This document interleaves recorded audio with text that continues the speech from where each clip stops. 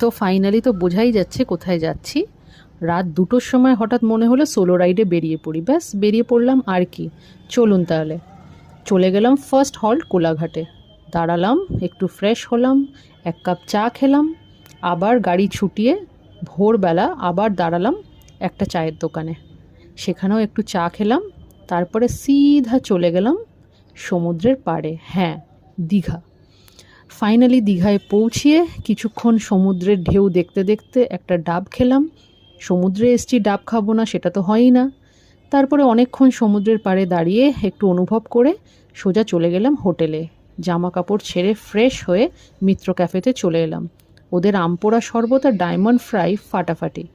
এবার আসি আসল কথায়, সেটা হচ্ছে মেনলি যেটা আসার কারণ, সেটা হচ্ছে এই জগন্নাথ ধাম, যেটা এখন দীঘার সেন্সেশন বলা যেতে পারে। আমিও চলে গেলাম, সবার থেকে দূরে কেন থাকবো, হঠাৎ মন চাইলো, বেরিয়ে গেলাম। কিছুক্ষণ সময় কাটালাম, জগন্নাথ দেব দর্শন হলো। এখানকার পদ্মবিলটা আমার কিন্তু দারুণ লেগেছে। কিছুক্ষণ সময় কাটিয়ে ব্যাস কমপ্লিট আমার ট্রিপ। আবার চলে এলাম গাড়ি